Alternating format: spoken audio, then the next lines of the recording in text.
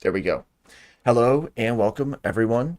It is Tuesday, April 6th, 2021, and it is Active Inference Livestream uh, series that we're going to be kicking off with John Boik here. This is going to be really interesting because we're going to have three discussions with John and I and interactive Jamboards for people who are working with us live or asynchronously.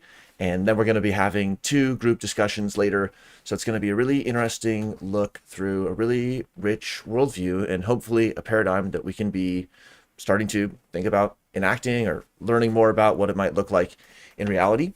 So let's just get right into this interesting set of topics. I'm Daniel, and I'm a postdoc in California, and I'll pass it to John just to introduce himself and this series. Thanks for coming on, John. Thank you, Daniel. Appreciate it. I'm happy to be here with you, actually. So we're going to talk in this series about a series of papers that I just published in the journal Sustainability. That series is titled "Science-Driven Societal Transformation," and it covers a lot of material. All three papers are kind of lengthy, so that's one of the reasons that we wanted to kind of have some time together, talk out loud, and cover some of the main points. I am a data science by training, just as a little background, actually PhD in cancer biology, essentially. And also am a courtesy faculty at Oregon State University. So the series of papers is published under my affiliation with OSU. And they just came out this last at the end of last year and this spring. So. All right, so I think the Jamboard has links. I won't bother to give the links to them.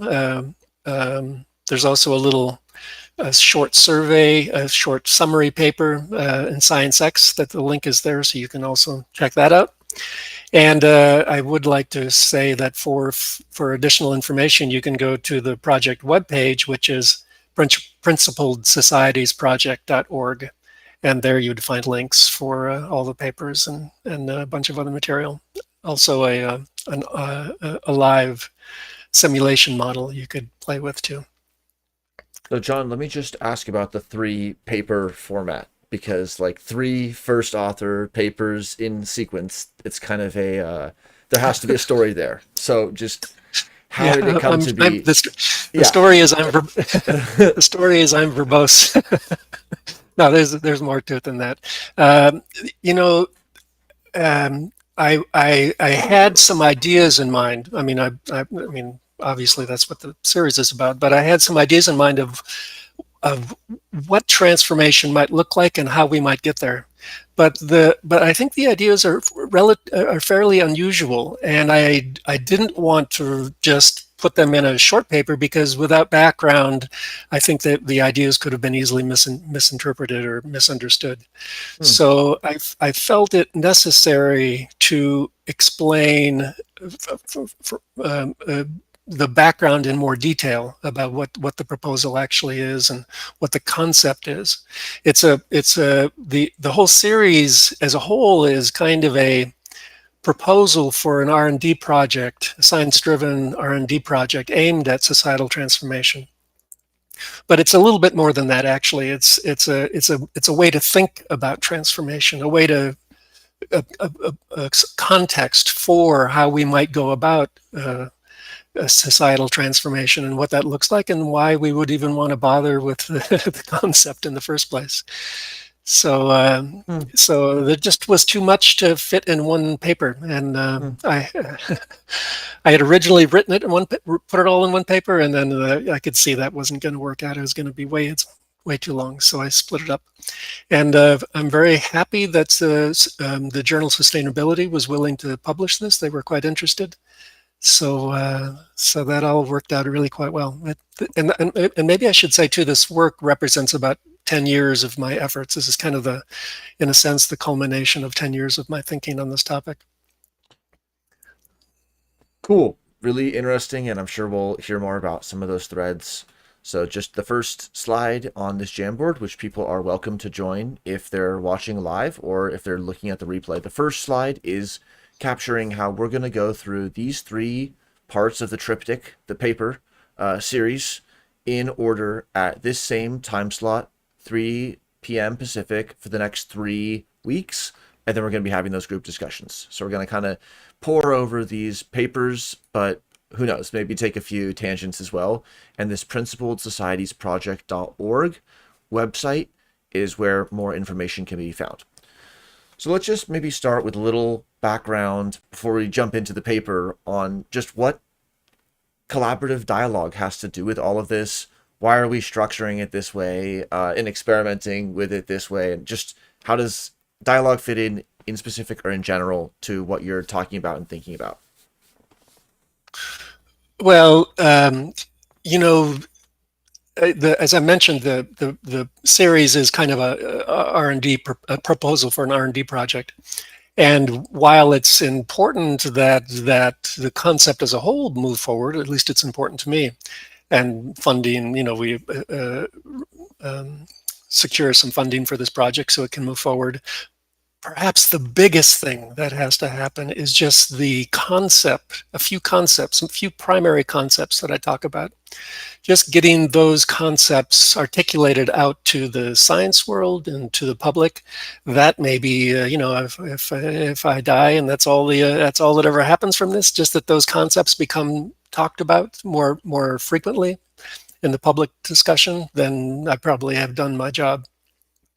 Obviously, I hope it goes a little further than that, but that's the place to start, and maybe that's the most important thing. Cool. Where would just citizen science or participatory science dialogue with really inclusive participation play a role in the R&D programs of the future in what you're kind of thinking about? Yeah, I framed this R&D program that it's conceptual at the time. It's not funded yet. I'm hoping that we can secure funds, but I frame it as a partnership between this global science community and local communities. So so dialogue with the public and within the science community and among interested stakeholders is extremely important in this. To me, science has a role in such a R&D program because science is really the where we would turn to answer some really difficult questions. Like if you wanted to build a simulation model of how environmental or economic outcomes might be given, A, B, C, and D. Well, then those are technical questions. If you're asking how can we measure, what kind of metrics are reasonable for environmental and social well-being? Those are largely scientific questions. The math can be complicated, for example. But the questions of what do we want? What do people want? How do they want their life? How do they want to live their lives in society? Those are questions for for the public and for communities especially. The intention of the R&D program is not to develop one size fits all solution, to trial it in a local community and then spread it everywhere. That's not at all the idea. The idea is that this is an ongoing learning process, a true partnership between local communities and the science community. And there would be just a million sorts of experiments that one might run to improve the kinds of societal systems that we have, or that we're proposing. Develop a new system, try it out, see how it works, gather data, do another experiment, all within the partnership with local communities at the local community level. I think maybe since I know this stuff so well, I think that maybe I'm already jumping ahead of some concepts that this all might become clear as we talk a little bit more. Nice. Yeah. Well, this slide was just to show that there's a bunch of questions that could almost apply to every stage of this model and to every stage of this conversation. Like, what are we doing here? What is our goal here? What are the next steps? And how is active inference coming into play? Not that active inference good, not active inference bad. We're going to kind of go a little bit deeper than that. But what does this have to do with actually having impact will be something that will be cool, because what we're talking about is really new syntheses of the theoretical and the applied. So that means that we're always like looking to staple across the divide in new ways with the questions that we're asking and the teams that we're working on, the projects and everything. So maybe we can go to the fourth slide, and to kind of frame this research line, what is the issue? Yeah. So obviously the word transformation is in the title of the series. So the general topic is societal transformation. And although that term alone is a little bit, people have different ideas of what societal transformation means. So I want to make a few things clear. Especially in the second paper, I make the distinction between reform and transformation. And by reform, I mean anything that would, improve our governance system, improve our economic system, improve our legal system. One example might be levying taxes on the wealthy or something, and then using those fees to provide medical services or something, or altering how long a representative can be in Congress, in the legislature, or something like that, or ways to vote, or things like that. Those are all what I would consider reforms. And I'm interested in a different question.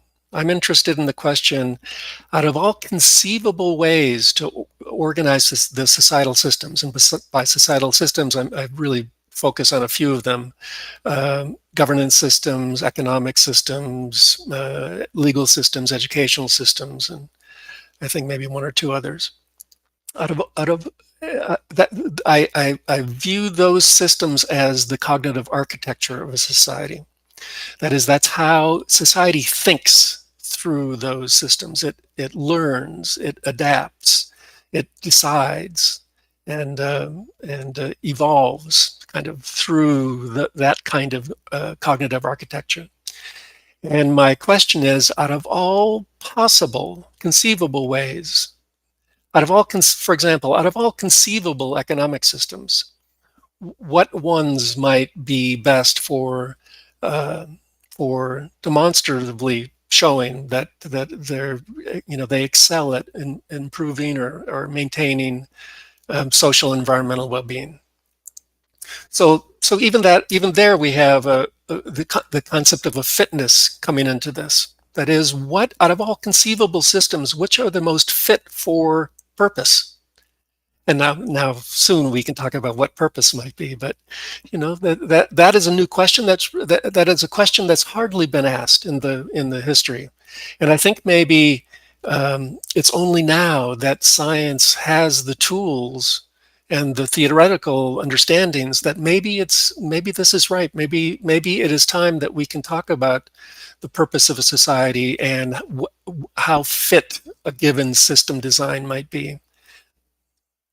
Very interesting, because in active inference land, we're really familiar with talking about policy selection, but we're coming at it from the Exactly. angle of model policy or a simulations policy. But that kind of question about policy setting and then sense making, again, maybe different groups use kind of different terms, but all that sense making and problem solving has been siloed. And the fact that there's not connection and common frameworks to bridge as you're placing it in one integrated brain, like societal systems as a cognitive architecture, that's not going to work if the different sections are not properly having their within and between connections working. And we're seeing Right. all these different sectors, all these little regions of the brain: health, governance, political, legal justice, education, scientific, analytical, economic, financial, monetary. You could go to a news site and on any given day see all of these things changing. So very prescient to think about how the total system is going to be changing and finding new stable states. Otherwise, it's going to be just on a spiral, probably not in the right direction. Right, as it seems to be, unfortunately. Yeah.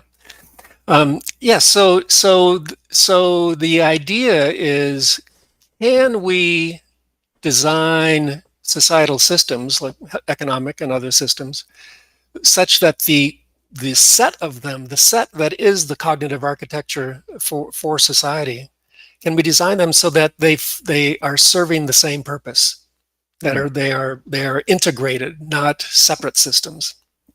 And I think you were sort of referring to that a second ago, but the idea here is an integrated set of systems that serve a common purpose, and for which a fitness, a fitness evaluation, a fitness score can be made. Is that something that we're going to return to? Is like, how do we define common purpose? How do we make a Yeah, fitness yeah. evaluation? We're gonna Okay. get Okay. into that. We're Okay. Okay.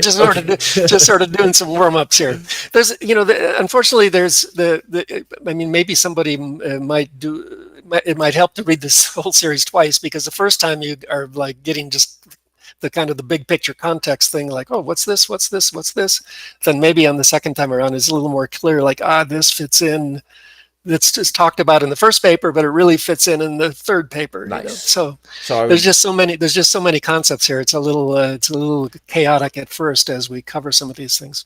right, but the framing of the problem is not dissimilar than any number of other perspectives. It really synthesizes a lot, and there's a ton of scholarship in the paper. So really, I would recommend reading it before imagining that it does or doesn't say something. Yeah, Um, please. yeah. Please. I So get that a lot. yeah. Oh, you must have meant this, but I'm not done with the paper. Just FYI. Here on slide 5, there's the Science X link that people could click to, and what is this about, or what was this showing? Yeah, this is just a short little summary article that Science X published of mine. And maybe I don't want to be boring, but I might want to talk about these 7 points. These 7 points on the right there are actually a Sounds summary of, sounds yeah, awesome, because people who might like to read it or hear it both modalities, and you're really going to unpack it in a new way. So no worries yeah, about yeah. even stating it the way you stated it. Okay, good. All right, so these are the 7 main thrusts of the series. So this is the spoiler alert. Stop So now if you don't like spoilers. yeah, yeah. So number 1, societal transformation is necessary if we're to avoid catastrophe and maintain and improve social and ecological well-being. That's the starting. That's where this whole thing starts. That's transformation is necessary. Number 2, one kind of societal transformation is a science-driven transformation. You can imagine all kinds of. There could be war, revolution could be a type of transformation, and I'm not talking about revolution here. I'm talking about a science-driven, evidence-based development of and migration to fundamentally new systems. So we're talking about de novo design from scratch, right? So we're not improving capitalism, for example, or representative democracy. We're looking at conceivable de novo designs that might be fit, or among the most fit of all possible designs. Number 3 is now, if I were a genius, which I'm not, but if I were a genius and I came up with the greatest plan that everyone could, we could rearrange society according to this, this design. If there were no practical way to implement that, then I would have been wasting my time. So a big part of this series is actually, especially paper number 2, is really focused on how could this actually be done in the real world? How can you do this?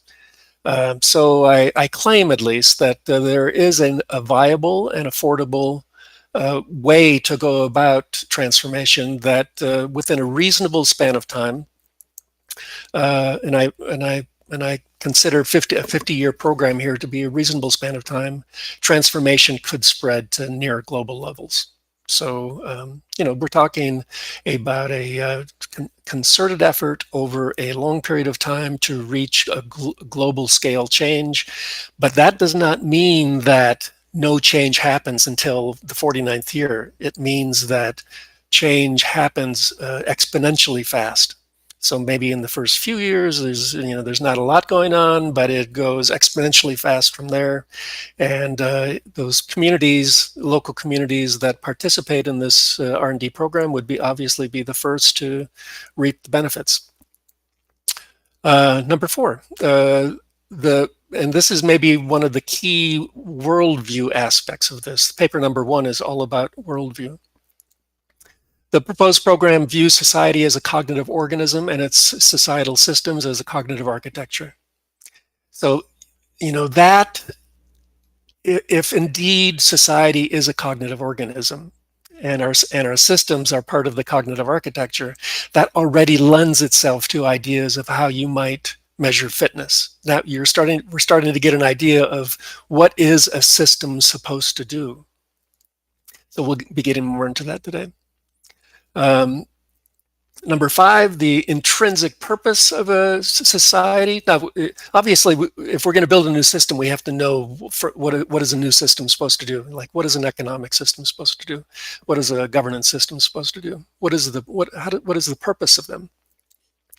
So, purpose is also a big part of the worldview in the first paper, and one of the points of the 5th point is that the intrinsic purpose of a society, of societal cognition, and thus also of societal systems, is to achieve and sustainably maintain social and ecological viability and vitality, broadly defined. Now, if you're listening carefully and you're of the active inference persuasion, you'll already see active inference in here when we talk about sustainably maintain. That means anticipation of the future. Right? I also say here that cognition is largely focused on reducing the uncertainty that our intrinsic purpose will be successfully fulfilled now and in the expected future. So again, we have a concept from active inference, that is uncertainty. The cognitive view opens up many new opportunities for research, and I feel like this view is really critical if we are to truly have some kind of optimally beneficial societal systems. And number 7, the last one, this proposed R&D program, like I already mentioned, it represents it's conceptual now, but it represents a partnership between local communities and the global science community.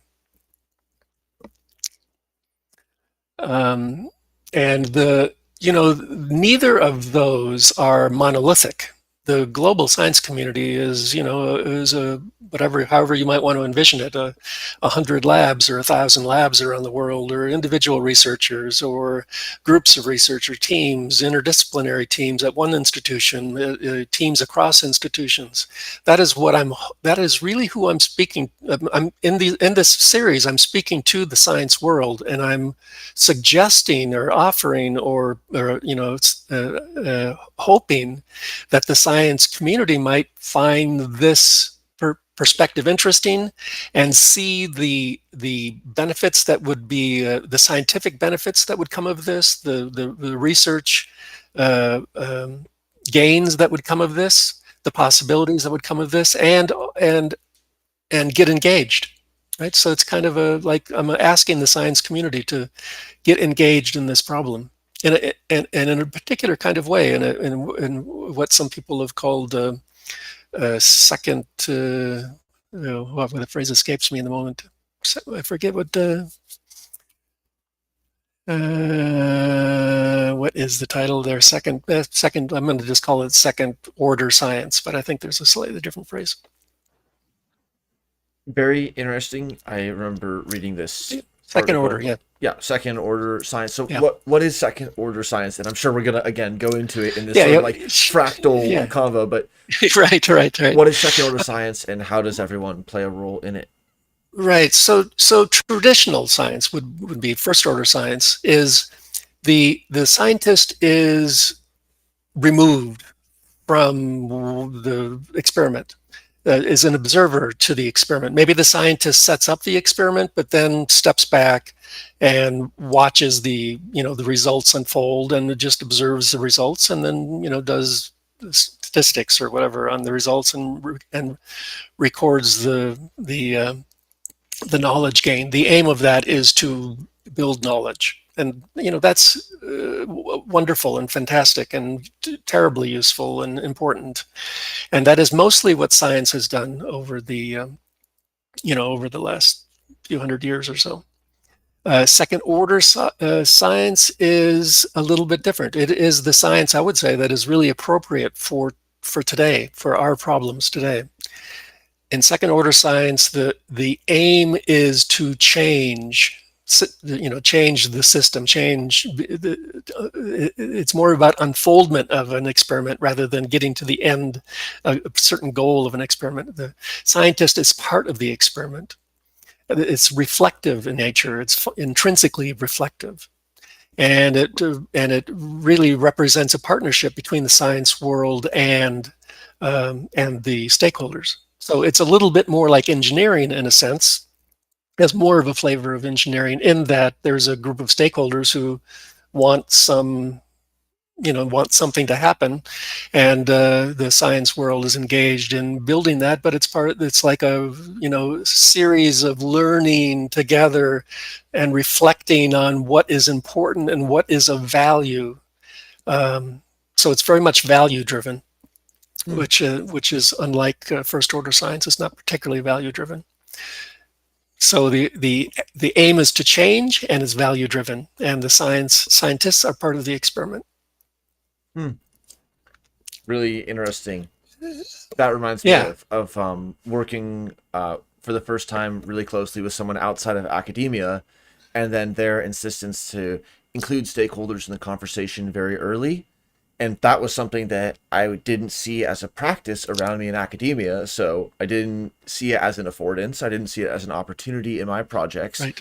And Right. then when I kind of was like, well, I could contact anyone early on potentially and maybe even include them in the project, that's then you realize how closely clustered all of the current communication and research is and development on not that axis. So it Right. really just casts a stark light on how a lot of these information uh, projects have been organized. And so it's really Right. interesting. And as you pointed out, like there still is a role for the first order science because it's sometimes you need to make the measurement. Like first order Absolutely. cybernetics, the thermometer. Yeah. We need to keep the Yeah. temperature in range. Second order, is it the right thermometer? Third order, should we even be tracking a thermometer? There's a Right. space Right. for all Right. of it. What Yeah. do we really want? What do we really value? Yeah. And maybe I should just inject here too that you know it, if the science world is going to be involved in a value question, it really just has to be like transparent out front, like this is what we're doing, as opposed to more obtuse. We're actually making value statements, but we're sort of hiding them in first order science language. So it just has to be transparent. This is what we're doing, this is what it's about. We're learning together, we're evolving solutions to real problems that humanity has, and everything is like transparent and clear and above board. And if Cool. it's done that way, then I think could be extremely useful. And it is just what the world needs, actually, because there are serious, as we'll talk about, like overwhelmingly serious problems that we face. I don't know how or if we can solve them. And if we're not engaging, the scientific world, some of the brightest minds on the planet, if we're not engaging them, then we're not going to get the kind of solutions that might be. I mean, we're better off engaging the science world in these questions along with communities, I because that. Yep. I Oh, sorry, continue. No, that's fine. That's fine. this, Okay. yeah, yeah. Okay. Just one short on that is it's actually a really respectful way for science to approach this question of like, we'll be ready as scientists or as systems thinkers or as modelers, we'll come to the table of policy and value discussion when we have a transparent model that's actually going to be adding value rather than potentially being a vector for some non-transparent force to have undue influence on discussions that really matter. So I hope this conversation helps people rethink how science could be involved in these policy discussions, because those are going to be the exact terms that we're going to be talking through. So Right. Right. And when we talk about the second paper, we'll get more, we'll talk a little bit more about second order science and its role, and there's citations there for anyone that's interested.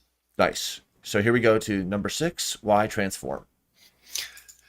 Yeah. So, I mean, I'm guessing that for your audience, your audience probably has a general sense of things are not good. Things are not moving in the right direction. And I think maybe lots of the public has the sense that things are not good, not moving in the right direction.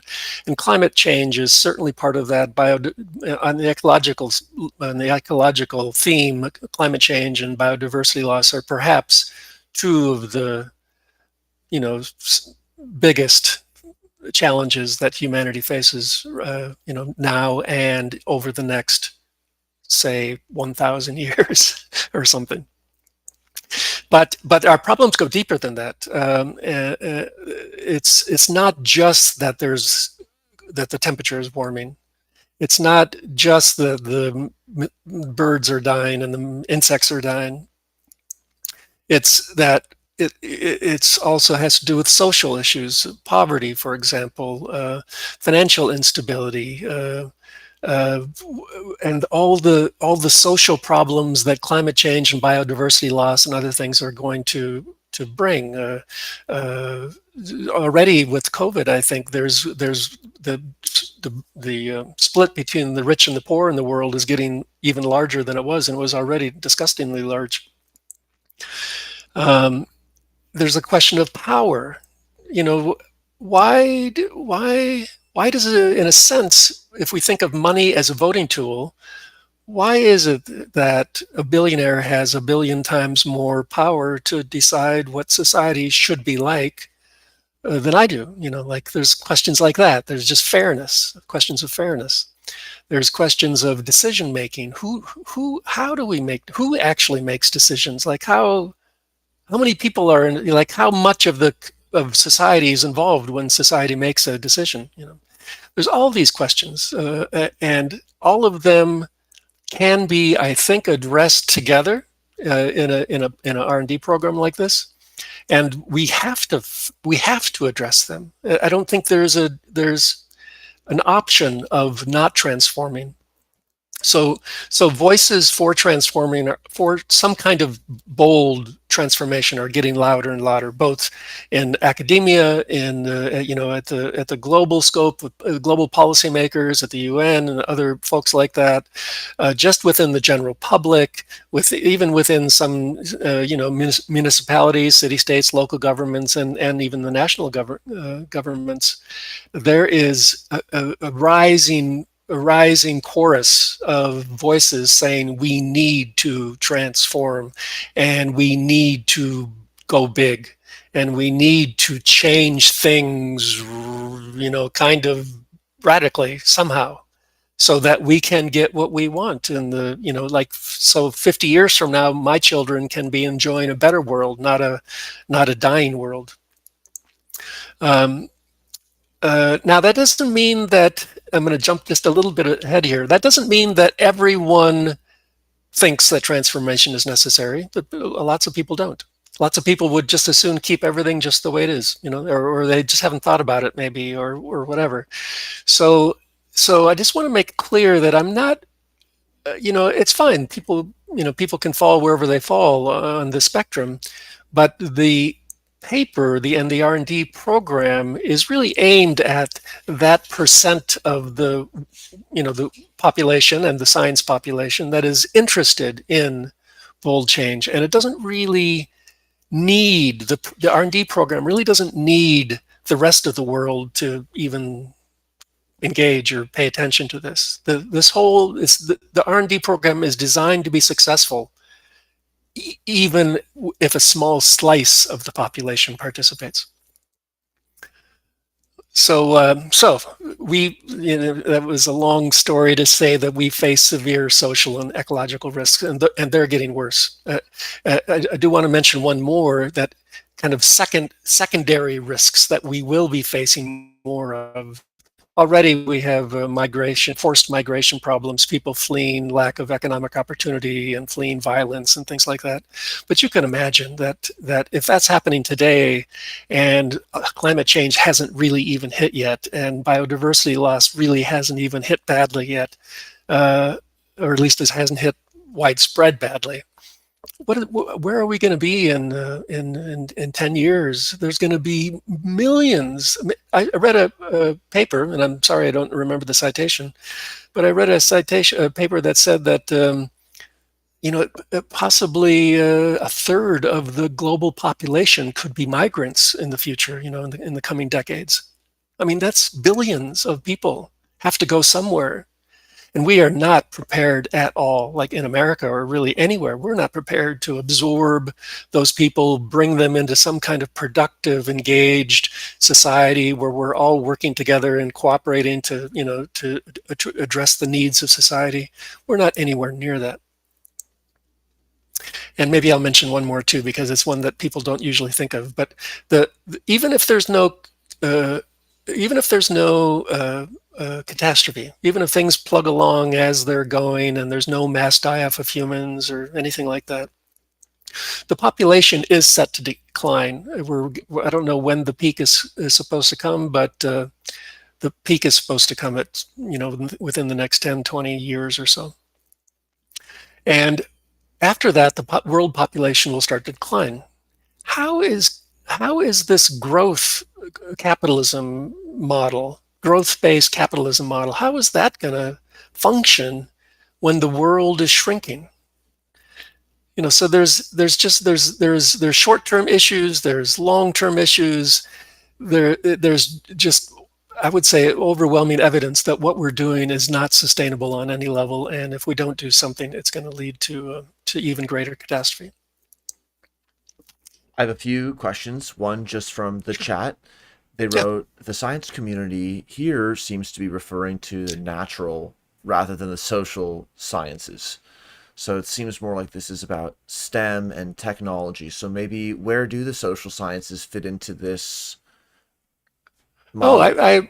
In the second paper, I give a laundry list of scientific fields that I think could really contribute to this project, and it's essentially A to Z, from anthropology to zoology, every branch, not only every branch of science, but art, media. There would be room for every kind of branch of this human endeavor to get involved with this thing. Agriculture and psychology and public health and sociology and all. There would just be, like at the moment, as I said, this is not a funded program, but if it were funded, I anticipate that either the organization would act as a clearinghouse for funding for proposals, or there would be some kind of mechanism set up to distribute funds, or I'm not sure exactly how that would work, but it would be my hope that funds are distributed to literally every branch of science, and then beyond science to, like I said, to art and to literature and to all of that stuff. Well, then let me ask one more question on this slide. So the communities that are likely to institute, for example, the flood prevention, some sustainable strategy, they're going to be in a flood area, or they're where the sea levels are changing, for example. So when we think about cognitive architectures, what kinds of individuals or teams or communities or systems cognitively are like the early canary in the coal mine that you think are ready to transform, or somebody who like might hear something about a system they're involved in and think, actually, yeah, that sounds like my organization or self might be at this sort of transition point? Right. Um, um, there, if one looks around and on the web and elsewhere, there are numerous kind of experiments going on in a variety of things, in new forms of representative democracy, new forms of decision making, new forms of economies in the sense of local digital currencies and things like that. I think all of those are excellent, you know, a resource to draw from. Of the task is to take these ideas that are springing up all over, and integrate them in a way that is functional, can serve a community. Initially, maybe the community is small, just a few thousand, but the idea is that it would grow over time, exponentially grow to, who knows, hundreds of thousands, millions, I don't know. So how can you take all those ideas and actually make them work? Sometimes I liken it to that you might tinker in the garage with an airplane. You might build a two-seater in the garage, and that's totally cool. You can that maybe what the Wright brothers did or something. That's fantastic. But I'm really interested in building a jumbo jet that takes 500 passengers at a time in an hour and a half from New York to London or whatever, and doesn't fall in the ocean. So how do you do that? How do you build a integrated system that is safe, that is resilient, that has metrics that you can monitor progress, that has good anticipation, so where you're going tomorrow, where's this going, what's going to happen tomorrow, and sort of what's going to happen to me. That's part of the question. So I think the challenge is to take all these ideas that are popping up all over, which are some really great ideas, and then to integrate them into a coherent whole that spans every one of the, I think maybe is it 6 systems that I talk about, so that they're not designed in silos. We're not just building a new economic system. We're not just building a new educational system. We're building a cognitive architecture that includes all of those. Okay. Awesome Good. response. Awesome response. Well, we're moving slow here. It's totally fine. But on this slide, 7. this is again is the topic of why transform, and we only got the first paragraph so far. Oh, nice. Okay, we'll stay on 6. Oh, we got a ways to go on 6. We can continue on. You can just summarize in one sentence, or however you want to do it, but up to you. Okay, all right. I'll try to go a little quick through the rest.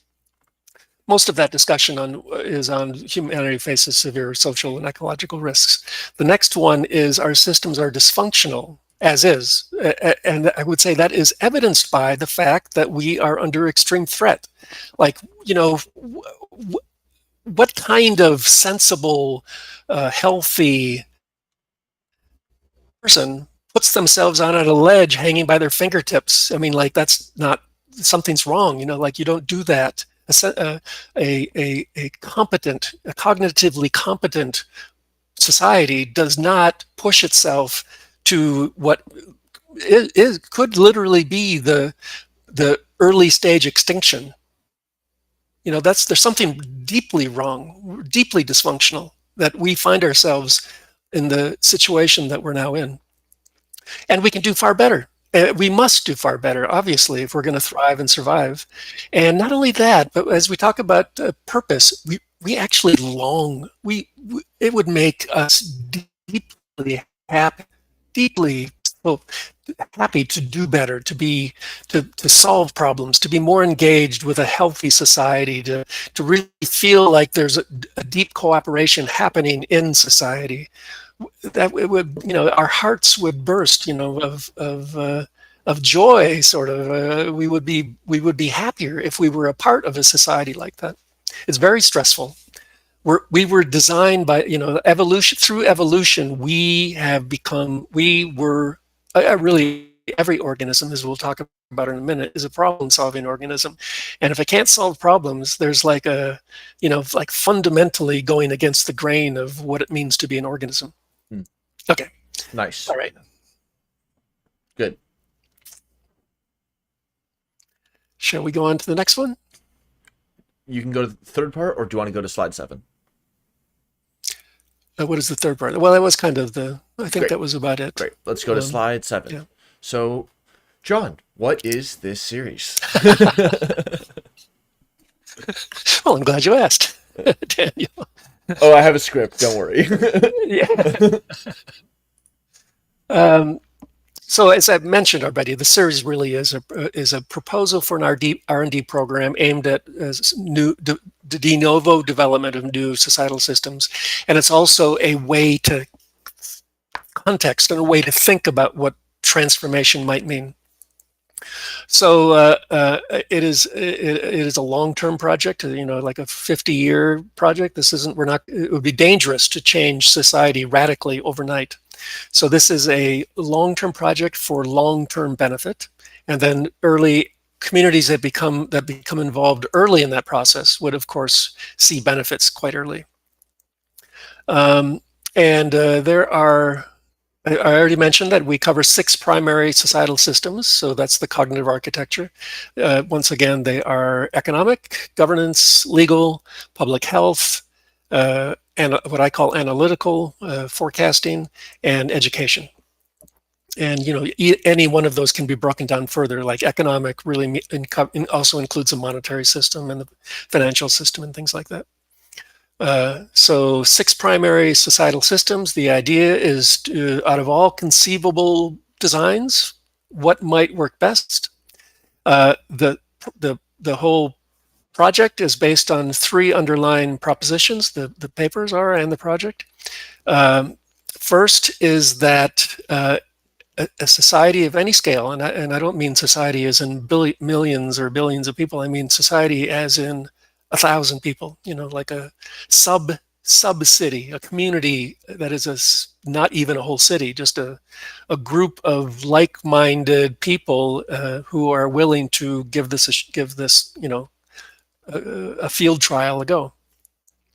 A society of any scale can be viewed as a superorganism. So that's kind of fundamental. Everything really, really works from there. We are together. We are not just individuals connected. We are a whole.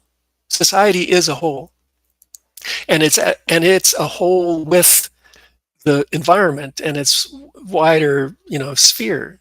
So as we'll talk about today, even the idea of an individual it's okay to talk about individuals, is fine, but it's kind of like an arbitrary thing. An individual could be an individual cell or an individual person or an individual species or an individual ecosystem, but it's all deeply embedded and enmeshed, entwined with the whole.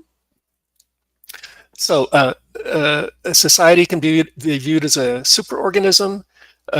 Society's complete set of systems, as we've already said, the six big systems I've mentioned, can be viewed as a cognitive architecture. It's the means by which a society learns, decides, adapts, and this society's efforts. This is the third underlying position. The society's efforts to learn, decide, and adapt can be viewed as being driven by an intrinsic purpose, and that's really key also, because it's not just that we're learning, deciding, and adapting willy-nilly. I mean, maybe it seems that way in the world, in a sense we're so dysfunctional, it kind of is willy-nilly. But what really matters is that we learn, decide, and adapt in relation to whatever intrinsic purpose we actually have as a society, as individuals in a society. It's as I will use the term maybe several times today, it's solving problems that matter, that really matter. that's what we're after. Cool. Well, on this superorganism point, as someone Yeah. who studied ants and still studies the eusocial insects, this kind of multi-scale thinking is really fun. It's just always such an interesting question. What level does purpose exist at? So is it that purpose exists at every level, like the cell, the nestmate, the colony and its symbiont, and its predator prey, and the microbes in the niche, and then where you draw the sort of qualia, like philosophy lines. It's a whole debate. It's a whole thing. Yeah. It is. But It is. but the It's multi rich. it is rich, but then also there's the systems mapping approach that, albeit coldly, does sidestep those questions. And I think part of the humanism is about how to bring these multi-scale questions and multi-scale perspectives, which are basically neutral tools, because one's preference vector in active inference could be to lose money. I mean, then I guess, good job. But we have to have the Right, right. preference vector. And then what will be interesting to draw out, I think, in these discussions will be, just like you said, with the transparency of the values. What does it look like to actually specify values within a model based framework and take the bold step from just like, I trust my models and I'm a fan of liberty, to I trust my model about liberty and I'm willing to let that model drive for a little bit with respect to my decisions. So that's really like such an interesting handoff, and that's also new and related to technology that's evolving. So like you're bringing a lot of ideas together. I hope people are listening to it and finding it exciting.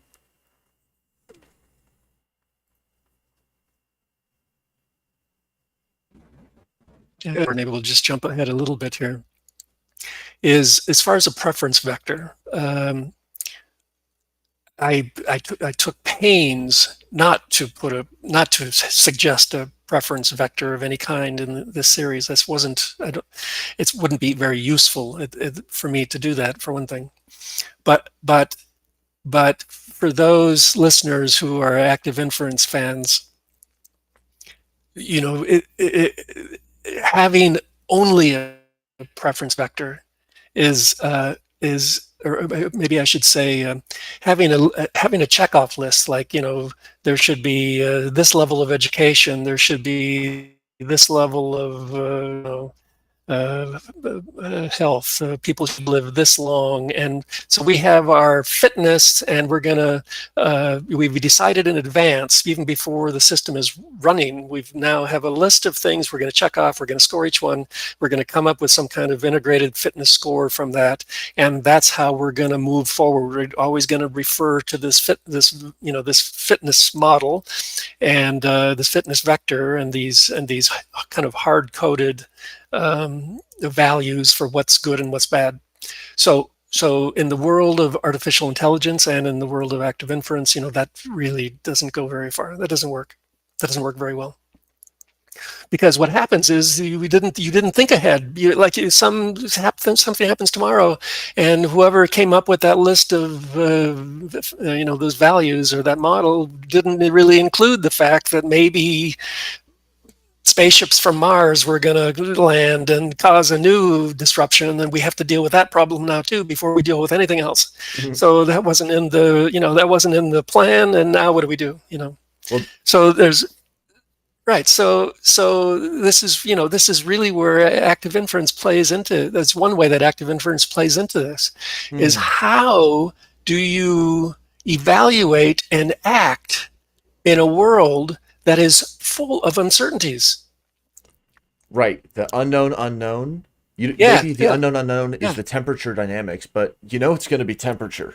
And so how can you plan for Right, what right, it will be in a right, distributional sense and right, make stabilization on that? Awesome right, though. right. So, Great point. so yeah, so you realize, already you realize maybe that this is not a proposal to build like a model of like how society makes decisions. That's not it. It is, what is the process by which society cognates. And what kind of infrastructure and tools and mechanics can we use that would facilitate that? But it's not to build a thing. It's to realize that we are engaged moment to moment in a cognitive process. Society as individuals are. And how can we do that together as a society so that we balance exploration with exploitation, so that we learn about our environment, we grow, we learn, we explore, we make good decisions based on available evidence and based on knowledge, based on cultural knowledge, like all those things, right? So this is the I think organisms are a process. They're not a thing anyway, right? Cognition is a process, and societal decision making is a process, and really society is a process. There's not too many things in this world. There's mostly processes, living processes, intelligent processes. So that's the hope. That's where this is trying to go, is to, like, with that in mind, with that broad understanding or broad concept in mind, how do we think about how we come together as a society, how we cooperate, how we coordinate, how we make decisions, how we learn, how we explore, what do we monitor, what kind of information do we seek, what kind of experiments do we do, all that kind of stuff. Great. Do you want to go to that seeks answers to two questions Oh or yeah, move yeah. on? That's the last one on the slide is so. So the two questions that we hopefully would try to answer with this R&D program is, and one of this I already mentioned, but out of all conceivable designs for societal systems. So this isn't about capitalism versus socialism or something like that. There's, like, I would think there's an unlimited potential. We're creative people. There would be a million varieties of societal systems and integrated societal systems that we might come up with. And some of those probably would work very well, and some of them probably would work very poorly. So among those, what might be among the best? And not the single best. That's not the purpose either. It's not just to find one thing that works. It's to find, like, more of a variety, a process of things, a mishmash of things that communities can choose to implement, that works well for them and that suits them and that works well for their neighbors and works well for the whole, really. Second question is by what, and this is of course the kicker is not only what systems might be best, but how would you possibly implement them? What viable way is there to implement new system designs? Like, otherwise, what's the purpose? This isn't an academic. This isn't just an academic excursion. This is like, let's change the world, and that has to be practical in some, it has to be viable. So those are the two questions. What might be best, and how do we get there? Awesome. Well, it really does, I think, read like you've turned it over a lot and communicated with a lot of people about it. So yeah, we can go to 8. Should we go to the next one? Yep. Sounds Slide good. 8. Okay, so let's suppose your listeners are with me, and we kind of agree, like, okay, yes, transformation's necessary. And again, I want to emphasize, I'm not talking about reform. I'm not talking about a softer, better capitalism. I'm not talking about improved voter registration or like any of those things. I'm talking about de novo, starting over from scratch, what might be best. And if it turns out that the old systems were better than anything that humanity can come up with, well, then, that's the answer. But I can't imagine that's true, because the old systems were never designed in any kind of, thoughtful, science-driven, process to test, to explore, and to come up with fitness. Like, what is we don't even have a fitness for our current society, much less a fitness for societal designs. I mean, we have the GDP, but that's a terrible terrible limited fitness metric. Okay, so suppose you're with me. Suppose we're on board. We want to do this de novo design thing. Where do we start? What's the where do we even get off the ground on this? And I suggest that the way to do it is through first address worldview. From worldview, once we understand what the worldview is, what a reasonable, useful worldview will be for this project, then purpose derives, worldview begets purpose. Once you understand what it is you want, what you value, what do you value? Once you understand what you value, then you can say, well, I value A, and therefore the purpose is to have A manifest in society, for example. So once you have purpose, then you can think about what metrics, how would you measure whether are you, so here's a new design, is it fit for purpose? Does it fulfill its purpose? You know, that's the question. And then metrics go with some kind of fitness evaluation. And then finally, last of all of those would be the design. Okay, we know what we value. We know what this thing is supposed to do. We know what the purpose is. We know that a tractor is supposed to, plow the ground or something. We know what this is supposed to do. We know how to measure success.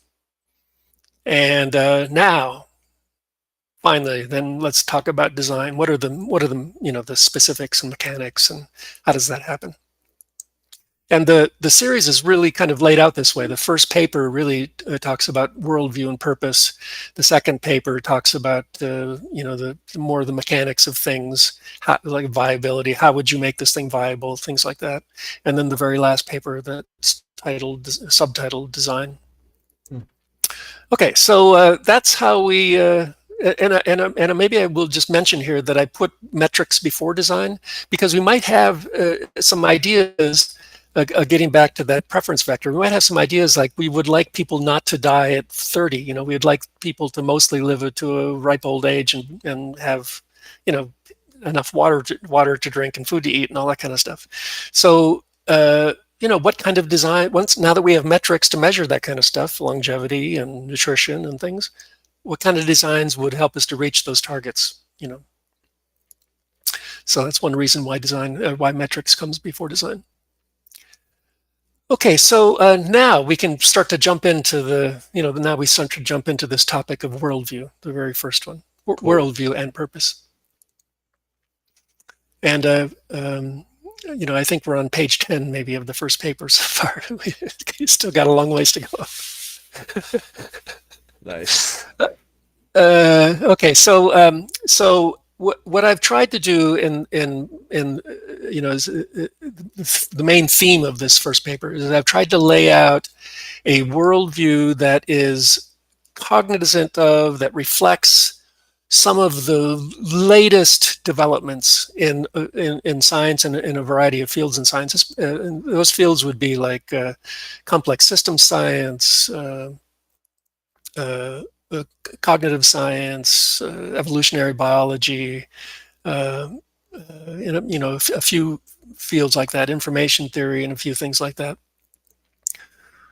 I've tried to outline a worldview that makes sense from that leading edge of science. And I would say too that science has gone through really kind of a revolution. There was like it's kind of like there's the pre-1950s/60s science, and then there's what we have today. And there's enormous jumps, enormous leaps in understanding that have happened just in the last, say, 50 years or so. And some of those leaps, the ramifications are only now being, they're now being felt, right? Some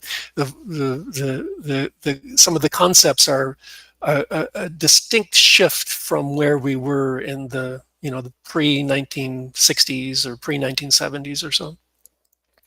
And obviously, there's also we see the changes in our lifetime. Like I was watching an old show on TV the other day, and somebody put money in a payphone. Like they put a quarter in a payphone to make a telephone call, and it's like, okay, well, that's that's history.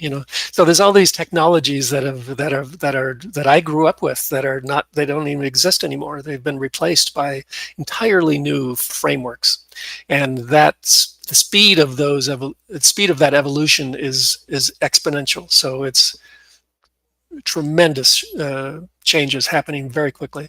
And the task of the program, Oh yeah, but wait, just one point on that would be potentially because you're taking such a broad perspective with complex system science and evolutionary bio, you might say that society has always been a cognitive architecture. But if you had asked in 1500, is society a cognitive architecture? Be like, well, no, I mean, you have agriculture, you have this, you have this, you have that.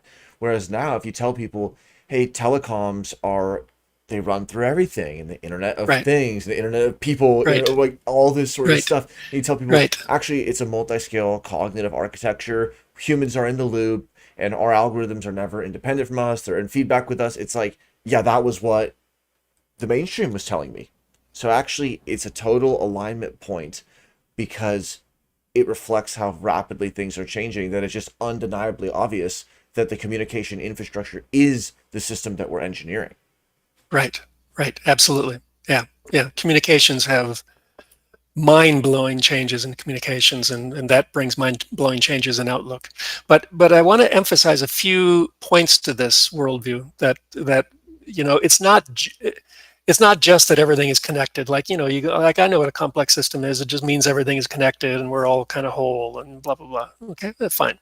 But even for people who are in that ilk, who understand the basic concept there's ideas that have come out in the last decade or so that that are even pushing that boundary, right? And I just want to highlight a few concepts here, and I think active inference really is playing is like in a sense a culmination of some of these ideas, or an embodiment of some of these ideas. The main thing I want to say is that life is intelligent and whole. So it's not just that everything's connected, it's that everything is intelligent. Everything is life is an intelligent information processing thing. Everything in us is adapting, learning, deciding. Whether we're talking about, everything is cognitive, and cognition really implies information and information processing. So whether we're talking about a slime mold or a human, there's in everything, in plants, in bacteria, in mold, in anything that has any life at all that can be considered alive is intelligent and is learning and reacting, not just reacting, but learning, reacting, and also deciding and acting and remembering and all those things. And you might ask, well, that's impossible. A bacteria doesn't have a brain. It can't be cognitive, but it is cognitive. But we just have to relax how we define cognition. And on the slide I have a little thing there that every organism is cognitive in the sense that it displays capacities typically associated with human cognition, such as sensing, learning, problem solving, memory storage and recall, anticipation. Anticipation is key to everything, and attention is key to everything. So every organism does that, plants and everything else, and it doesn't require a central nervous system. And I might add to this that not only is every organism cognitive, but essentially every organism is cooperative too. those cooperation and cognition go hand in hand, because any intelligent organism, any organism that can act to better its viability, is going to cooperate in meaningful ways with other organisms and other species and things like that. Nice point, because there's cost to communication, whether it's Yes, the cost, exactly. Yeah, whether it's the yeah, cost of making the pheromone, or just the time, which is super finite, or attention fundamentally. And so costly interactions through time, the game theory are either to exploit and stabilize, which is fragile, or to succeed together. Yeah, exactly. And succeeding together, cooperation is is like everywhere. Once you understand what you're looking for, it's in the biologic world. It's like everywhere. So this idea that we're one person against all, or we're a dog eat dog universe. I mean, it's in a certain sense it's true. Obviously, tigers eat whatever they eat, zebras or whatever. I mean, that happens, yes, of course. But in the larger picture, over multiple time scales, not just in 5 minutes, but over evolutionary time scales and developmental time scales and everything, uh, the cooperation is really the rule for the most part. And if any listener needs proof of that, just think of your body. I mean, there's about a trillion, some cells that are enormously harmonious. Like your blood pumps every day. This is like a miracle. I don't want to use the word miracle because I don't want to get into whatever that might imply. But it is amazing, awe-inspiring.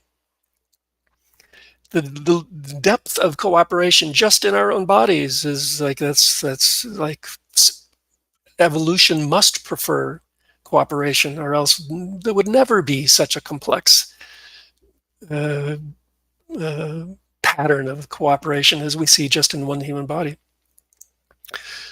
Just to give one example from the bees, so from a species I study, it's almost like a sparring type of cooperation because when it was discovered that there was some workers with developed ovaries, there was a whole story about cheating and policing and about altruism and this equation says this and that equation says that. And then when you take a step back, it's like the colony having a distribution of ovary activation may be more ecologically resilient. So, I, as an evolutionary biologist, never think, well, my interpretation of what would be lovey dovey in this system must be how it works, because that's so clearly not true. It's just to say that there are interesting dynamics within and between levels, and in the long run, cooperation and stable cooperation and like learning to adapt to your niche is a winning strategy in a way that locking down just isn't. But unfortunately, under high stress and high uncertainty conditions, simple strategies can become rife. So that's sort of a failure mode of the population. And so Yeah, that's what yeah, I understand also, like in what you're saying. yeah. No, it's nice if a species can avoid highly stressful situations, because that's often things don't go well once you get to that point. Things can go awry. Um, To nine? uh, what's that? Do you want to go to nine or stay on eight? Oh, yeah. I think let's go to 9. Let's move ahead. Perfect. What is an individual? Okay, so so why in the world why would we ask this question, and why would I spend multiple pages in this paper even discussing, like, of course we know what an individual is, right? Or maybe not. Like like that actually turns out to be a difficult question. What is an individual? And it's important to this discussion of societal systems, because who are we? What is the purpose of a societal system? Who is it supposed to serve? So you have to ask, really, like, it's good to ask, well, if we're going to build a societal system, who is it that it's supposed to service? Like, who are we? What do we want? As part of figuring out, what do we want? What do we value? Who are we? Start there. I would say. So we've already kind of touched on these themes, but this idea of rugged individualism, like from a certain perspective and a certain, from a limited sort of time frame perspective, sure, there's rugged individualism that exists, right? And it can be useful in certain situations, but by and large, that's not what life is doing. That's not what the um, we are we are it's really even difficult to say, like, where, if I'm a rugged individual, where do I actually start and do I end, like, where is me? This, even physically it's hard to say, because this physical me is really, I think, more bacterial cells than it is human cells, right? So like, I'm a sieve. I'm a process through which things are flowing through. I'm a ecosystem myself, with bacteria and viruses and human cells, and all of those components are necessary for me to survive today, and for humans to survive, over eons. We're like a mix. We're a bag of human-like things and bacterial-like things and viral-like things, and we're porous, and we're part of the carbon cycle, and we're part of the nitrogen cycle. And then when you say, like, okay, well, how could you be a rugged individual when you're really this porous smorgasbord of things, right? There was an interesting paper that came out. I cite it in paper number 1, that was looking at this question of what is an individual, and they were looking at it from an information theory standpoint. So they came up with this. Uh, uh, theory. And I think, do they have a name for it? Yeah, information theory of individuality. And they say, it's down at the bottom of the slide there, and they say basically that an individual is a process, just what we've been talking about before, that propagates information from the past into the future. So that implies information flow, and implies a cognitive process. It implies anticipation of the future, and it implies action. And this thing that is an individual, it is not like it is a layered hierarchical individual. It's like you can draw a circle around anything, in a certain sense, and call it an individual under, with certain definitions, if you want to define what its Markov blanket is. But we are our cells are individuals. Our tissues, liver, say, is an individual. A human is an individual. A family is an individual. And it just keeps expanding outward from there. The society is an individual. So it's none of those have any kind of inherent preference levels. There's no preference to any of those levels. Everything's an individual, layered, interacting, overlapping individuals, and it's really just the idea of an individual is just, where do you want to draw your circle, and then you can talk about an individual at whatever level you want. Yep. So that's all about information. So it's all about processing information, right? And so society is an individual, and we are a part of society, and we're talking about societal systems. And so at that level, that seems to be our level of focus here. At that level, we can talk about society as an organism, as a cognitive organism that is propagating information from the past into the future. And from an active inference standpoint, we can say, under the fitness score, whatever word you might want to use for that, of reducing uncertainty. So we act to reduce uncertainty, right? One interesting point on the ant colony again, it's the example I'm coming from, is the 1911 paper by William Morton Wheeler is called "The Ant Colony as an Organism," not a superorganism, because superorganism implies that nestmate would be the true organism. And that's assuming that insect with a 6-legged version is now. So the whole superorganism, oh, well, the ant colony is society. That whole frame is actually the shadow of what the evolutionary reality is, which is that the ant colony is an organism, not a superorganism, and the ants are tissues. And so which level we prioritize, or do we say, no, there's no a priori level. Ant is just, I'm not even going to say there's anything out there called ant. It's you, how you're thinking about it. Or do we get lost?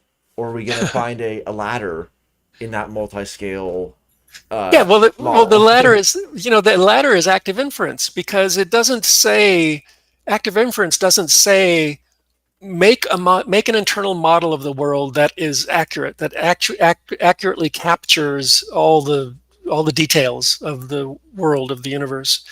That's not the point. That's not what the mind does. That's not the point. The point is to act under uncertainty, given some useful model of the world, act under uncertainty so that your fitness score improves.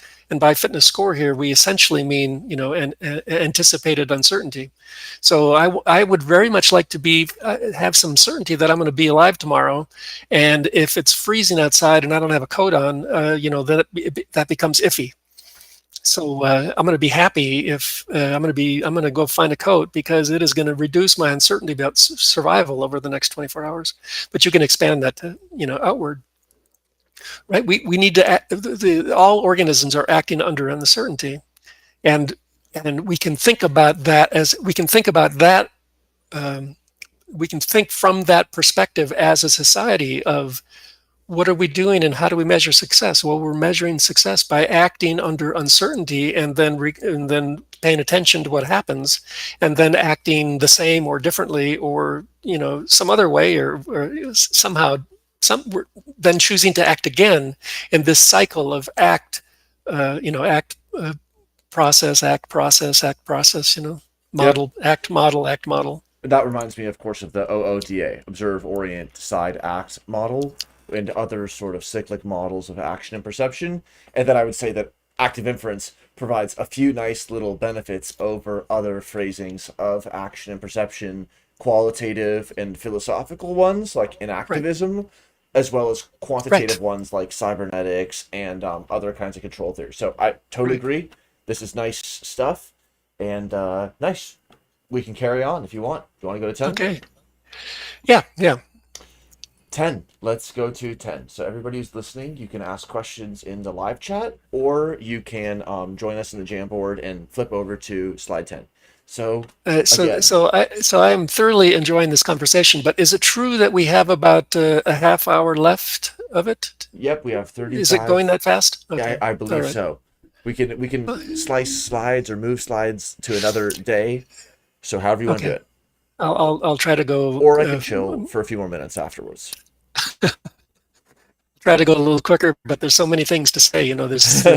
It's one thing to read the paper and written, kind of written in a sort of scientific terminology, and but it doesn't really convey the feeling. Like you have to kind of think about what is the feeling of this whole project, and we can do that better in a conversation, I think. Agreed. Okay, so then we're on this topic of what is our worldview, what do we value, and what is our purpose, and then we've come to this question. Then, okay, so who the heck are we then? We're and not only who are we, but who are we building these systems for? What should societal systems serve? Who or what should societal systems serve? And the only reasonable answer that you can come up with is that societal systems should serve the extended self, like not just the body, not just the family, not just the 1,000 people in a society, or the 10,000 or a million or whatever, but their environment, the society next door that they're engaged with and cooperating with and coordinating with, the society across the planet that they're sharing information with and learning together with. And so it's the whole that we our metrics, as we come to metrics, those metrics have to represent both the cognitive process, how are we cognating, how well are we cognating, are we functionally cognating, and are we achieving through that cognition, are we achieving the kinds of aims that is serving the whole? Is the environment improving? Is the quality of air improving? Is the quality of life improving for individuals, right? Yes, so we are. So this, in a nutshell, this is the worldview in a way. We are intimate with our greater world. We are individuals, but of the nested, overlapping variety: individual cells, bodies, groups, communities, ecologies, nations, and all of civilization. We're not separate in any absolute sense, and there's no privileged level or scale to any of that. Nor are we passive bystanders in this unfolding. This is not, this evolution is not just a chance thing, like by chance somebody does this one day and then evolution goes on another avenue. No, there are there are opportunities in the environment that we can react to that lend themselves to providing information or providing gain of benefit of some kind, and we are driven. We are consciously creating, and even a really great societal systems, integrated societal systems, would be consciously creating, acting, cogniting, consciously creating, and it towards some goal. And that goal then has to be, the maintaining of vitality for the extended self. All right. So that comes the slide. That's the topic of slide 11. Then, what is our purpose? So over on the right there, I just want to reemphasize: we are anticipatory, we are cognitive, we are problem solvers, we are a we, and then I have below that, I am a we. Like I am. I contain multitudes. I'm intimately connected with this. I'm everyone in that sense. Yep. Well, Oh, the Whitman, I contain multitudes, and also Gilbert et al. Have a paper called "We Were Never Individuals," kind of on that wavelength that you were talking about with yeah. the sort of distributed systems all the way down approach, and also Dennis Noble, no privilege level of biological causality. Similar, basically realization that multi-scale perspective, complexity science basically entails either the choice of a priori level, like saying it is multi-scale and humans are the best scale, or Gaia is the scale, or quantum is the right scale. That's a claim, as well as it being a claim actually there's no privileged level of causality. So that's the sort of table as it's set. Right. And you know what? It's not that. Really, this entire project, you could say like a sentence, you could say that this whole project is to help us be who we are more, be more honestly who we are, more real to who we are. Right? It's not to have people behave in some unusual way or some altruistic way or anything like that. It is to be more ourselves, more fully ourselves, more completely ourselves. And then all of these pages, all these things we're talking about, is who that self is. Who are we really? And it's about the adjacent possible for who we are. Who we are is not an essence that is there's seven seals and it's being unlocked. It's actually something that's being drawn out through an active realization in the niche, Right? through niche Yeah. modification, through Yeah. stigmergy, Yeah. through Yeah. becoming, and then the adjacent possible is where the imagination and the planning comes into play. And if people are hesitant to talk about the adjacent possible for who we could be, just think about chess. It's the adjacent possible with a strategy on the board, and we're talking about the adjacent strategy possible for who we could be in terms of our strategy for all these recursive layers, our strategy for how we think of ourselves, and all these other things you're talking A- about. absolutely. And then ultimately serving the kind of fitness purpose of, if we take action A, is that going to reduce our uncertainty about those things that really matter? That are the key variables. Okay, this is maybe a summary now. We've talked about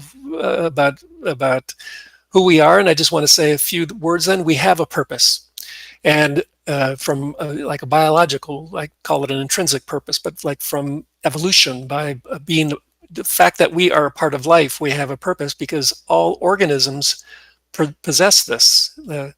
A sense-making capability, causal powers. And the intrinsic purpose of an organism is to achieve and maintain vitality, a sustainable flourishing of self, which can include that extended self. And we do that by sensing and evaluating states of the world and ourselves, and implementing appropriate actions that are based on anticipation. We anticipate what will happen if we do or don't take an action, and we choose, if we're functional, we choose those actions that can serve our intrinsic purpose of remaining vital into the future. So anticipating vitality. And that it obviously implies some kind of modeling of the world. Anticipation implies some kind of modeling of the world. So that's an organism's intrinsic purpose, and then society, by um, that necessarily shares a similar related intrinsic purpose, which is to achieve and maintain vitality. By maintain, I mean anticipate into the future, maintain vitality, which is accomplished through cognition and cooperation. So the self that we must keep vital is the extended self, and it follows that the intrinsic purpose of societal systems, like financial systems and other, is to serve the intrinsic purpose of society. So now we know, or I mean, we don't know. I'm just putting this out from as my take on it, but this is what I'm offering as a concept for the world to chew on. And obviously I'm getting these ideas. I'm not coming up with all these ideas myself. I'm digesting hundreds of other papers that have been put into this kind of summary in a way. So that's we need to. Our purpose is to remain vital into the future, and when we talk about the self that remains vital, it's the larger self. All right, so slide 20. 12? Or excuse me, 12. Yep. Yes, slide 12. Yeah. So there's a lot of discussion about complex systems. We've been discussing complex systems, and I just want to make a couple of points here, because commonly, it is not uncommon that someone will say a complex system. Well, that just means that it's liable to fall apart at any moment. It's too complex; it's going to crash. And that obviously can happen. Systems can collapse. Quite true. But obviously, life would not be doing very well if the evolution builds complexity in species and in organisms, in ecosystems. If life would have a rough go of it if it was so fragile that complexity became a burden, and you reach a certain level of complexity and then you fall apart. That's not really, I don't think. I mean, that can happen, but useful complexity doesn't make you fall apart. It actually just does the opposite. It serves what we've been talking about all along, and that's problem solving. So we are anticipatory organisms. We are problem-solving organisms. It's our nature. Most of what the human brain does is to solve problems of one kind or another, social problems, physical problems, whatever, and maneuver in the world, in a useful way. And complexity is what allows that. There's a number of studies that I cite here that show that as an organism, even as a robot, faces more difficult pressures from its environment, it complexifies. And by complexity, then it implies a greater number of parts coordinating or cooperating in some way to solve this new challenge. And obviously, as a human, we're very complex. We have complex needs. We can think not just what's going to happen in the next millisecond, but what's going to happen. We can think about what's going to happen in 100 years. I mean, part of this project is to think about what might be happening over the next 100 years, or even 1,000 years. So as an organism complexifies, it at least potentially becomes a better adapted to solving more complex problems. So you could, and from that sense, you could almost equate complexity with problem-solving capacity. At least in a general sense. And then I talked about. Oh, that just reminds me of in the free energy calculations that we have gone over in various papers. It's like accuracy is the modeling imperative, and then complexity is tolerated to the extent it facilitates accurate modeling. So if you get the one Right. parameter model and you got 99% and it's adequate and it's good, then you're good to go and you're going to go for simplicity. But then what Right. you're saying is actually the appearance and the hallmark of complexity in the world. It means that that organism has the need to solve problems at a given level of counterfactual depth or inference skill or temporal depth, temporal Ex- thickness. ex- exactly. Exactly. Nice. Exactly. Yeah. That's it. Yeah. Yeah. So I talk in this kind of middle of the paper now. I talk about a few ideas: good regulators, requisite variety, self-organized criticality, and then the free energy principle from active inference. And maybe I'll just try to briefly mention what those means for what those Hmm. ideas mean for people who aren't familiar. Uh, um, so good regulator really came from the good regulator theorem or whatever it's called, really came from cybernetics. Ashby, yeah. His law of requisite variety, and the concept is that a organism or a system must be a model of that which that needs to control. So humans are a model of their niche, their physical niche, the gravity. Our bones are a model of gravity, or we our our complex problems that we face of maneuvering through the world with our senses and our sensitivities and uh, uh, um, our vulnerabilities. Um, we have to be complex enough ourselves to handle a complex environment. So that's just another way of saying that systems complexify in order to adequately handle their environment. And part of that complexity then is having enough dials. The system has to have enough dials and enough levers and enough movement opportunities to control that which to control that which they need to control. So a good controller has a similar variety to that which controls. That's the requisite variety part. And Uh, I just add that technology allows us to sort of play with that. For example, someone driving a car with the affordances of just their arms and a generative model of the road can be driving in very challenging situations. So this doesn't mean that you need to have the road inside of your head or need to be the road to drive on the road. It's a statement about how action-oriented systems choose actions. Right, right. And maybe I'll just mention that plays out on all timescales, right? So the immediate mechanistic timescale, the developmental timescale, the evolutionary timescale, and everything in between. Right, so, because like an organism, think of an organism that only once every century it has to deal with a 1 year drought or something. Well, somewhere in the mechanics of that organism has to be a little piece that is capable of digging down into the dirt and just hanging out for 100, for a whole year or whatever without water, even though that only happens once in a total blue moon. Like we have to have this flexibility within us, even for those extremely rare but deadly, potentially deadly scenarios and situations that we might face.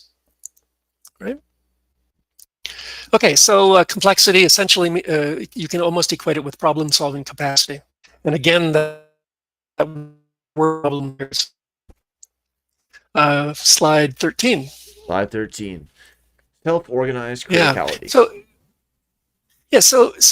maybe I want to just kind of back up for a moment and just say, like, again, what is the purpose of going through this stuff? I mean, it's useful, sure. If you want to build some new system, it's nice to know what the purpose of it is. I mean, obviously, but these ideas that we're talking about, and self-organized criticality is one of them. These ideas can not only serve this larger context of understanding what it is we're trying to do here. What are we building? What is its purpose? How do we measure success? It can have immediate uh, input or immediate influence on how a design might happen. And this self-organized criticality is one example of that.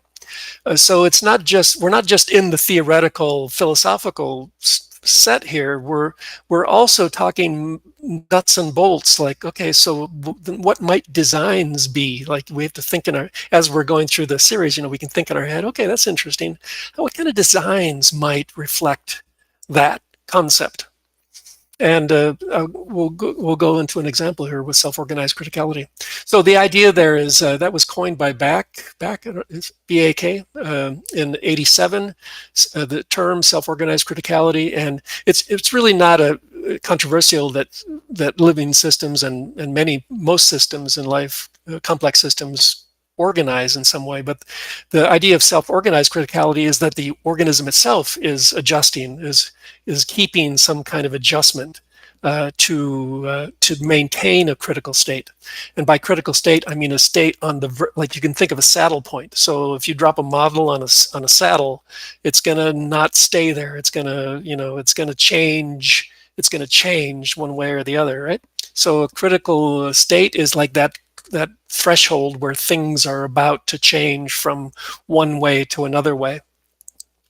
And it turns out, with work in information theory and other fields of in recent years, it turns out that processing, whether it's, we're talking about a computer or some other machine or a brain, turns out that processing is kind of optimal in a sense when the system is at this critical state, and some people call it on the edge of chaos, because things can easily change, and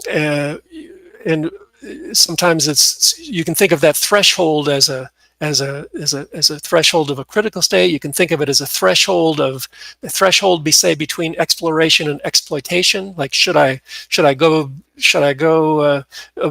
find a new planet for humans to live on, or should I fix the planet should I fix the systems on this planet first? How do we balance exploration of the new versus using the information we have to improve what we already have? So you can think of that as exploitation trade-off, stability, agility trade-off. Do we remain stable and use ideas from the old in the past, or are we more agile and we're more flexible and we bring in new ideas? So it's like, you can call it an old new trade-off, but whatever trade-off you want to call it, it's this sitting at the edge of going one way or the other, maximally flexible of going one way or the other. And it's at that threshold, that level, that point, that region of criticality, that information processing seems to be maximal. So if it's no wonder then that the human brain is organized in such a way to be living on this threshold between agility and stability. And now here's an example of that from, like, a real world example. So a system that is at a critical state is going to be maximally sensitive to input. So that means that there could, when that marble is sitting on the saddle, just a little bump to that saddle from one little corner of its universe, right? Like, just one little organism bumps it, and maybe that marble rolls one way or the other, right? So that one little input had a major impact on how the whole thing moves its trajectory into the future, right? But isn't that kind of what we have in mind for democracy? I mean, don't we want everyone to have access of engaging into the decision-making processes of a society, and have every voice heard, at least in the sense that there's the possibility that just my voice, just me doing my participation in this system, might actually ripple through the system and have a real effect, a useful effect. I mean, I think, like, maybe self-organized criticality can help to inform us the concept of self-organized criticality can help to inform us of what do we want from democracy or a decision-making process, right? That just makes me think about different like landslides, and that's something that criticality theory and catastrophe theory has been used to study. Yeah, And yeah, instead of cascading failure, we can think about like cascading neighborhood cleanups. So a bunch of yeah, people yeah. just say, today, just for an hour, I feel like doing a little cleanup, and all of a sudden, one person puts up the flag, and then it's cascading locally in some just unspecified way. But all of a sudden, you're getting this distribution with a ton of small little meetups, and then several really large sweeping changes, but the total number of people cleaning up is higher because you offered the affordance and the ability for the affordance to sort of propagate.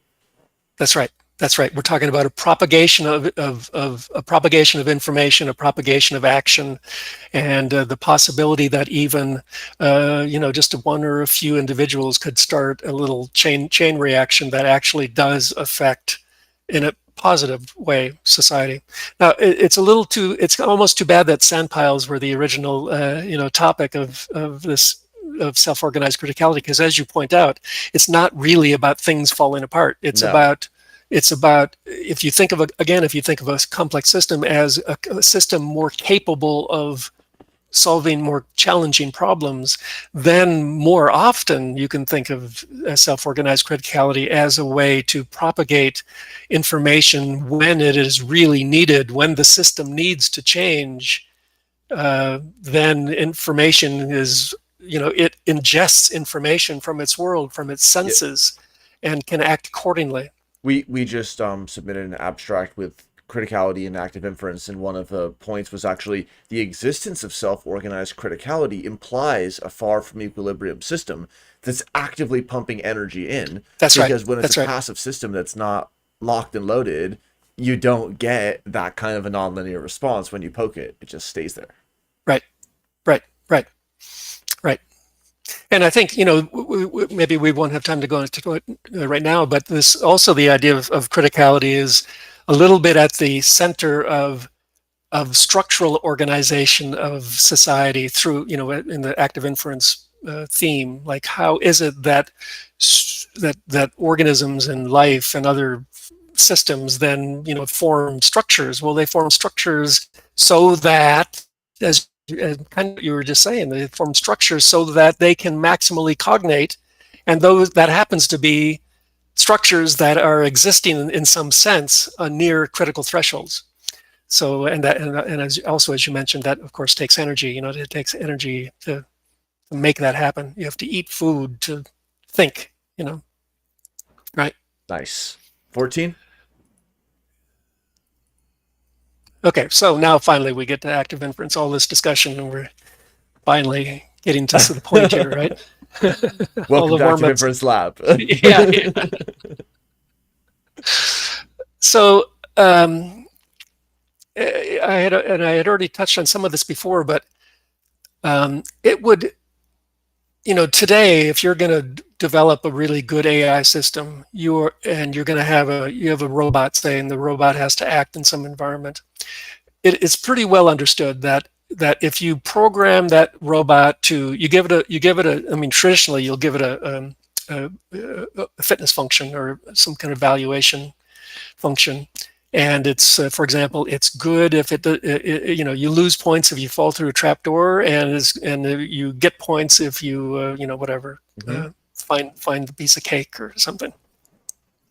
Well, that's fine for extremely simple universes that your robot might work in, but as soon as you get beyond, as soon as you get to any kind of more realistic universe that your robot has to work in, that pre-programming concept just kind of falls apart. It would require the practitioner to think ahead of all the things that the robot might encounter, and then how to value those situations in certain ways, and that is really what active inference offers, is a kind of a cognitive understanding or a mechanism by which an organism will where its fitness score is, in a sense, involves both achieving goals and exploring its world for epistemic gain. So that's what we would like that's how we would like to program the robot, in a sense, so that it can learn on the fly from its experiences. It can alter its actions and goals as it becomes clear, as it gathers more information from its universe, as it meets new situations that were never conceived of by the programmer. That it through an active inference or an active inference like mechanism, it can learn and explore and critically balance exploration with exploitation, and then we come right back to that whole concept of criticality. So, what you would really like your robot to do is remain at that critical phase between exploring what's out there and making use and goal-directed behavior of what's in front of it, and that's how you could program this robot to act in the world and be pretty good at it, if you build it well. So that's what the systems of a society can help a society to do.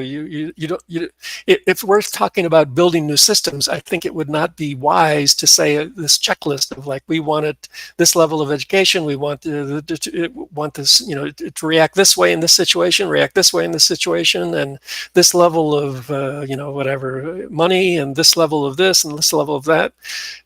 While those kinds of preferences can be a useful start, society has to be alive in its moment. In the moment, society is alive. It's cognating. It's actively comparing what it's the result of its actions to the model that is in its head. And so active inference offers this way to balance exploration and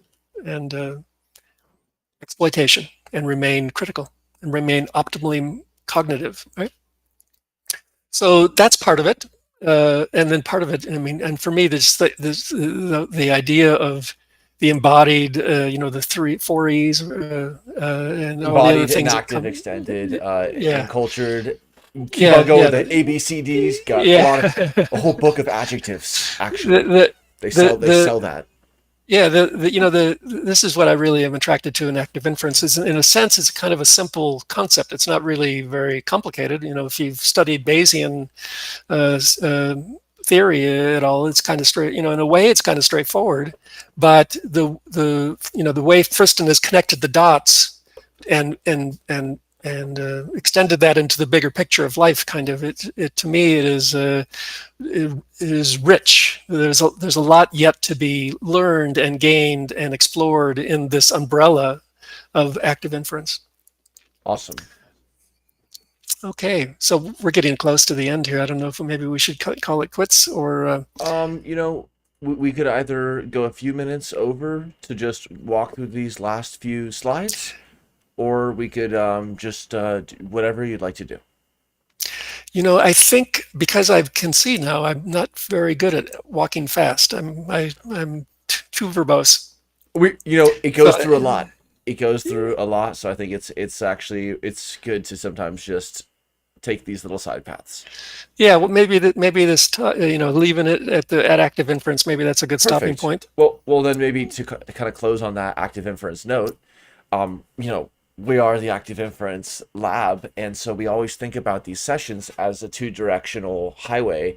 There's people who are in the Active Inference community who are being exposed to some new ideas, and then there's people who are being drawn in by these other things that you're bringing up, which are so prescient as far as the issues, as well as systems that influence everyone, like governance, information. Maybe this is the first time they're hearing about Active Inference, so it's sort of like we're on the cliffhanger. And maybe when we come back next week, we can really do a little recap, and then start in with, where is active inference coming into play? How are we going to make it specific? How are we going to include people in this process? What would it look like to do? It's a really nice spot, I think, to kind of pause. Okay, sounds good. Nice. So we will hang out again 3 p.m. on April 13th Pacific time. And that will be the second of the 3 sessions. So thanks again for joining, John. This is like an awesome discussion, and I hope people read the papers, and we can share this first YouTube link and invite people for next week's session, which will be, yeah, at the time stated. So thanks, everyone. See you later. Thanks.